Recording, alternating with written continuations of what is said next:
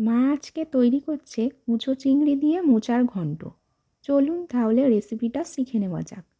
মোচা কাটা খুবই সময় সাপেক্ষ ব্যাপার। মা তাই হাতে সময় নিয়েই মোচাটাকে কাটতে বসেছে। মোচার মধ্যে এক রকমের আঠা থাকে, আর সেই আঠা হাতে লাগলে হাত কালো হয়ে যায়। মা সেই কারণে হাতের মধ্যে একটু তেল মেখে নিয়েছে। মোচাটাকে কাটতে বসে মা দেখছে এর অনেক অংশই কালো হয়ে গেছে, তাই অনেক বাদ পড়ে যাচ্ছে। আসলে এটা অনেক দিন আগের কাটা ছিল। বাবা এটা বুঝতে না পেরে বাজার থেকে কিনে নিয়ে এসেছে।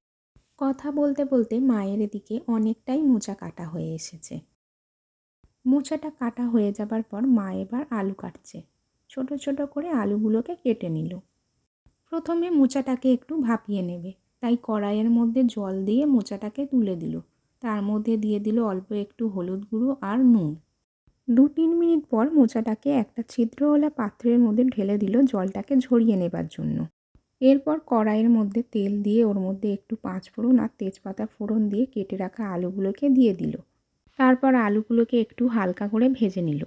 আলুগুলো একটু ভাজা ভাজা হয়ে যাবার পর ওর মধ্যে দিয়ে দিল হলুদ গুঁড়ো, লঙ্কা গুঁড়ো, জিরে গুঁড়ো আর স্বাদ মতো নুন। তারপর ভালো করে মশলাটাকে আলুর সাথে ভেজে নিল। অল্প কিছুক্ষণ নেড়ে চেড়েই ওর মধ্যে ভাপিয়ে রাখা মোচাটাকে দিয়ে দিল। এরপর সবগুলোকে আবারও ভালো করে নাড়তে লাগলো।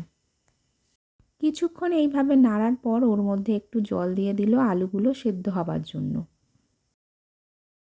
জলটা একটু শুকিয়ে আসার পর ওর মধ্যে ভেজে রাখা কুচো চিংড়ি মাছগুলোকেও দিয়ে দিল। নামানোর আগে ওর মধ্যে একটু গরম মশলার গুঁড়ো ছড়িয়ে দিল। মোচা কাটতে ঝামেলা হলেও খেতে কিন্তু দুর্দান্ত হয়। মোচা রান্না প্রায় শেষের মুখেই, এবার শুধু নামানোর অপেক্ষা। তৈরি হয়ে গেল কুচো চিংড়ি দিয়ে মোচার ঘন্ট। ভিডিওটি ভালো লাগলে লাইক সাবস্ক্রাইব করতে ভুলবেন না। ধন্যবাদ।